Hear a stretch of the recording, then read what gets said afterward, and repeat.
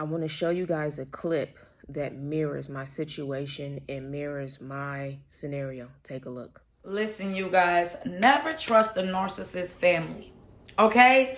Those little dusty, raggedy behind, them demons are so trifling, you guys. They work together. Do you hear me? Where there is one narcissist, there is two or three. You got to understand, the narcissists don't just become a narcissist out of thin air. Usually, the mother or the father is a narcissist, and they created a demon. All right. In my situation, this dude, both of his parents, the mom definitely is a narcissist. The dad, he's very toxic. He has like this religious evil spirit. I don't know exactly if he's a narcissist. Like, these people are so toxic, you guys. When you hear a word from them, your whole spirit is tainted. So I was like, I can't do this. But something is wrong on that side as well. Like, y'all, this dude and his mother was literally working together strategically. This lady abused and damaged her son. Now she working, enabling her son to abuse other women. So from what I gather, the dad abused her for 20 years. She stayed. So I'm guessing the dad is a narcissist too. But the dad abused her for 20 years. She stayed in abuse. Dad ran chasing other women, left his son with her. She turned her son into her husband. He ended up being a narcissist. And they literally worked together, y'all. It was times where stuff would happen, right? And before I even walk out the door, the mom would send me a message. The mom would know things that is so personal. I'm like, why does she know this? Why does she know things about me that I did not discuss with her? Why is she interceding, trying to play mediator when I didn't ask her the whole time, y'all? When I told this woman, y'all, I called her, I was like, tell your son to come and get his stuff. God revealed to me he's a demon. She gonna talk about some, it's that wife of his. She be putting roots on him. Damn well, he the one out here putting roots on people. Doing, y'all. And I'm just listening to her. I'm like, you're not taking accountability for your son's toxic behavior. I was like, yo, I told her, I was like, your son just called me out my name. I don't play that. Gotta go. She was like, oh, when my son get mad, he act out. This dude 29 years old. Excuse me, ma'am. I said no. This lady tried to invite me over, y'all, to come and have dinner and have a drink. I don't know if I told y'all about the story about me being drugged with them drinks. But y'all, that's when I was like, That's when my eyes was open that this lady and her son, I end up realizing, you guys, these folks was working together. Like, the information he couldn't get out of me, he'll send the mother. So she'll come like this sweet little dove, y'all. You would not have believed. You wouldn't even know. You would not even know. So she'll come with this motherly, woman-like appearance just to gain the information. So her son would get information. Whatever he can get, she'll get. Whatever she can get, he'll get. And they'll just use that information and strategize on how they're going to mess with me. I'm going to tell y'all a story about a life insurance policy. Y'all will not believe it. Listen, be careful. All right? Be careful. Don't trust the family, especially the mother. If it's a man, his mother is the abuser. His abuser, his predator, and she's his enabler. If it's a woman, it's her father. Do not trust them. They're all working together. All right? Be safe out here.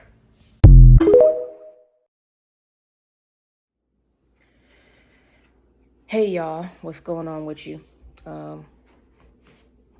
I'm doing this video to talk about some things that I've been through.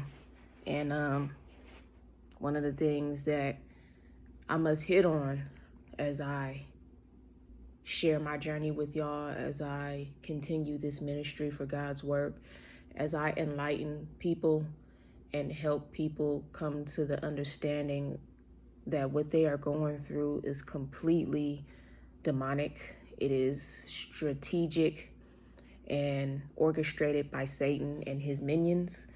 And what Satan and his minions do is they jump into human beings and they use human beings to do the work for them. But at any rate, one of the things that I went through in this 15-year marriage with this narcissist is that the mother was the centerfold of our problems. She was the centerfold of our marriage falling apart. She was the centerfold of our marital fights. She was the centerfold of our marital problems and challenges. And this man confided in his mother about everything and anything. He told her things that I was not aware of. He also told her things that I was aware of, but I begged him not to share with her. But he would do so anyway. He would ask her for money, and I would beg him not to, but he would do so anyway. And what she would do is every time he asked her for money or for favors or for anything, she would turn around and blame me for it as if I was the one that asked her for these things. She would punish me for it every time he asked her for anything. It was my punishment. So he would hold his hand out like this, like, Mom, can I have, gimme? And what she would turn around and do is punish me for it. Or lash out at me about it, weeks, days, months, years later. These two, they worked in tandem. They did everything behind my back together. They strategically created a plan and a system that worked for them. And they played games with me. They lied to me. They wasted my time. They figured out ways and created ways to hurt me, to sabotage me, my name, my character, my self-esteem, my confidence, and even my heart, because naturally I'm a loving, caring, kind, and forgiving person. But what they were doing was they were working on me to the point where I was growing bitter, not just in general, but just only toward them, and I didn't want to be bitter. I didn't want to be angry. They even had me in a situation where I was in a mindset of wanting to end myself. I wanted to take my life. And I contemplated that several times when I was in the midst of these people, when I was in their home, when I was being controlled by them, when I was being used by them, when I was being manipulated by these people, when I was being lied on by these people, when they were taking advantage of me and using me, when they were making me feel down and low about myself to uplift themselves. Yeah. Like I said in my previous video, this man was never married to me up here and right here. He was never married to me. He was married to his mother. Now, on paper, he's married to me, but he was always married to his mother, mentally and emotionally and spiritually. He was married to his mother, always, and still is. This woman controls his life. He's a 39-year-old man going on 40. And she controls his life. She tells him what to do, when to do, and how to do it. She manipulates him. She abuses him. She threatens to take certain things away from him if he doesn't do what she says. She blackmails him about wills, saying that if he don't do certain things to make her happy or satisfy her, she's going to cut him out of the will. When he was growing up as a child, she did nothing but feed his mind full of negative things about his father. So did the grandmother. The grandmother participated in this too. They both fed a lot of negativity into his mind about his father. So by the time his father finally got to him and tried to explain things to him, he didn't want to listen. He didn't want to hear nothing his father had to say because his mind was already made up based on the information that his mother and grandmother gave him. So he lived his majority of his life hating his father. So he carried hatred in his heart for his father. The father did a lot of messed up things to the mother too. That's why she's so angry and bitter, and she's holding on to that. And she's taking all that anger and that bitter that she's holding on to, and she has used that to take it out on me because I'm the easy target. I'm the punching bag. I'm the weak link.